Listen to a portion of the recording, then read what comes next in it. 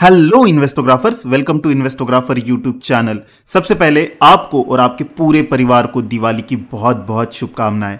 आज मार्केट बंद है, पर 6:15 से लेकर 7:15 के बीच में हमें मुहूर्त सेशन होता हुआ दिखाई देगा, जहां पर ज़्यादातर लोग लॉन्ग टर्म के लिए इन्वेस्ट करते हैं। आज की इस वीडियो में हम देखने वाले हैं कि ऐसे कौन से 3 सेक्टर्स हैं जहां पे आपको लॉन्ग टर्म के लिए इन्वेस्ट करना चाहिए। तो अगर आपको आज की इस वीडियो का टॉपिक पसंद आया हो तो इस वीडियो को लाइक कीजिए। लाइक का टारगेट रखते हैं 500 लाइक्स और कमेंट सेक्शन में लिखिए वी आर दी इन्वेस्टोग्राफर। इसमें सबसे पहला जो सेक्टर होने वाला है वो होने वाला है बैंकिंग सेक्टर। पिछले 2 साल में बैंकिंग सेक्टर उस तरह से परफॉर्म करता हुआ हमें नहीं दिखाई दिया। उसके पीछे का सिंपल रीजन था कि कोविड आ चुका था और कोविड आने की वजह से गवर्नमेंट ने मार्केट में पैसा इन्फ्यूज किया, और जब भी मार्केट में पैसा इन्फ्यूज किया जाता है तो उस वक्त इंटरेस्ट रेट कम किए जाते हैं, और इंटरेस्ट रेट कम होने की वजह से जो बैंक्स के प्रॉफिट है वो भी हमें कम होते हुए दिखाई देते हैं, क्योंकि बैंक्स आपको जो कर्जा देती है उस पे जो इंटरेस्ट लेती है उसी से अपने प्रॉफिट बनाता है। तो जब भी इंटरेस्ट रेट कम होंगे तो वहां पे बैंक्स के प्रॉफिट भी जो है आपको कम होते हुए दिखाई देंगे। और अब जब इंटरेस्ट रेट कम होने के बाद अल्टीमेटली इंटरेस्ट रेट बढ़ने की साइकिल शुरू हुई है, क्योंकि हमें इन्फ्लेशन को टैकल करना है, वहां पे आपको बैंकिंग स्टॉक्स परफॉर्म करते हुए दिखाई देंगे।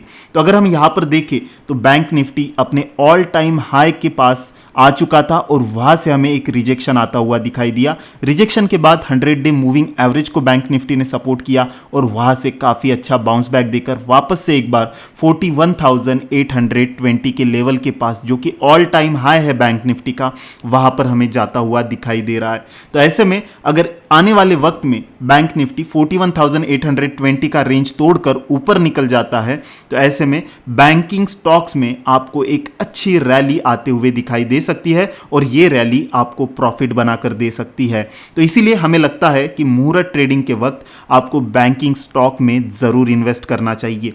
पर यहां पे एक ध्यान देने वाली बात यह है कि पीएसयूज जो गवर्नमेंट बैंक्स है वो आपको बस 1 साल से लेकर 1.5 साल के लिए ही इस तरह के बैंक्स में इन्वेस्ट करना चाहिए, और वहां पे भी काफ़ी कम बैंक्स है जिसमें आपको इन्वेस्ट करना चाहिए। लॉन्ग टर्म के लिए जब आप इन्वेस्ट कर रहे हो तो वैसे में आपका फोकस प्राइवेट बैंक्स की तरफ होना चाहिए, जैसे कि HDFC, Kotak Mahindra bank, ICICI bank, axis bank. ये जो प्राइवेट बैंक्स है इनकी तरफ आपका फोकस होना चाहिए। तो दूसरे सेक्टर की तरफ अब हम चलते हैं। दूसरा सेक्टर है आईटी सेक्टर। आईटी सेक्टर ने कोविड के बाद काफ़ी अच्छे से परफॉर्म किया, पर क्योंकि यूएस में इन्फ्लेशन की वजह से स्लो डाउन की न्यूज़ आने लगी है, उसकी वजह से आईटी सेक्टर पर इसका असर जो है हमें आता हुआ दिखाई दिया।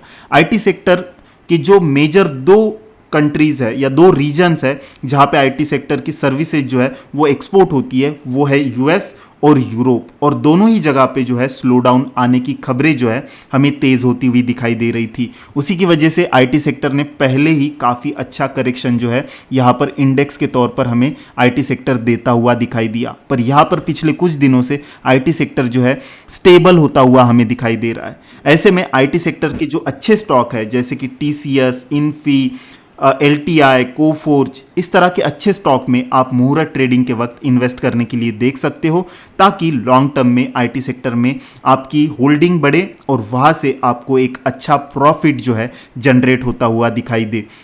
अगर आपको जानना है कि हमने किन स्टॉक्स में इन्वेस्ट किया है इस मुहूर्त ट्रेडिंग के वक्त, या हम किन स्टॉक्स में इन्वेस्ट करने जा रहे हैं इस मुहूर्त ट्रेडिंग सेशन में, तो आपको बिग बुल क्लब को ज्वाइन करना चाहिए, जहां पे हम आपको swing trade ideas, investment ideas और पोजिशनल ट्रेड आइडियाज़ आप सबके साथ शेयर करते हैं। साथ ही साथ रोज़ 1.5 घंटे का एक स्पेशल सेशन होता है जहां पे हम आप सबके साथ बैठते हैं, आपकी क्वेरीज को सॉल्व करते हैं और आपसे 1 to 1 बात करते हैं। तो अगर आपने अभी तक बिग बुल क्लब को ज्वाइन नहीं किया है तो जल्दी से जाइए और बिग बुल क्लब को ज्वाइन कीजिए। अब हम आने वाले हैं थर्ड सेक्टर की तरफ, और थर्ड सेक्टर है ऑटो सेक्टर। ऑटो सेक्टर की अगर हम बात करें तो 2018 से ऑटो सेक्टर कोविड क्रैश तक हमें गिरता हुआ दिखाई दे रहा था, पर वहां से ऑटो सेक्टर ने काफ़ी अच्छी रैली जो है हमें आती हुई दिखाई दी। और रिसेंटली अगर हम देखें तो रिसेंटली 2018 में जो टॉप बनाया था ऑटो सेक्टर ने, वो टॉप ऑटो सेक्टर के इंडेक्स ने तोड़ा है और यहाँ से रिट्रेस होकर वापस से एक बार बाउंस बैक देते हुए ऑटो सेक्टर हमें दिखाई दे रहा है। मुझे पता है कि हमारी ऑटो सेक्टर में पहले ही काफ़ी अच्छी इन्वेस्टमेंट है, पर उसके बाद भी अगर आपको कहीं और इन्वेस्ट करना चाहते हैं या किसी और स्टॉक्स में ऑटो सेक्टर के इन्वेस्ट करना चाहते हैं तो आप बिल्कुल ऑटो सेक्टर के स्टॉक्स में इन्वेस्ट करने के लिए देख सकते हैं, क्योंकि यहां से भी एक अच्छी रैली देने की पोटेंशियल जो है ऑटो सेक्टर इंडेक्स और ऑटो सेक्टर के स्टॉक रखते हैं। और आने वाले दिनों में ऑटो सेक्टर आपको यहां से भी एक अच्छे प्रॉफिट मार्जिन्स जो है या अच्छे प्रॉफिट जो है आपको जनरेट करके दे सकते हैं। साथ ही साथ 2 ETFs है जिनमें आप इन्वेस्ट करने के लिए बिल्कुल देखना चाहिए आपको। मुहूर्त ट्रेडिंग के वक्त अगर आपको ओवरऑल इन्वेस्टमेंट के तौर पर देखना है तो ऐसे 2 ETFs है, जिसमें से पहला जो है वो है बैंक बीज और दूसरा जो है IT बीज। इन दोनों ETF में भी आप इन्वेस्ट करने के लिए देख सकते हैं। और ओवरऑल इंडियन मार्केट में ही आपको पैसा लगाना है तो ऐसे में निफ्टी बीज में भी आप इन्वेस्ट करने के लिए देख सकते हैं। मैं आशा करता हूं कि आपको ये वीडियो पसंद आया है। अगर आपको ये वीडियो पसंद आया तो इस वीडियो को लाइक कीजिए, कमेंट सेक्शन में लिखिए वी आर दी इन्वेस्टोग्राफर्स। वापस से एक बार आप सभी को दिवाली की बहुत बहुत शुभकामनाएं। मैं मिलता हूं आपको ऐसे ही नेक्स्ट वीडियो में, तब तक के लिए बाय बाय।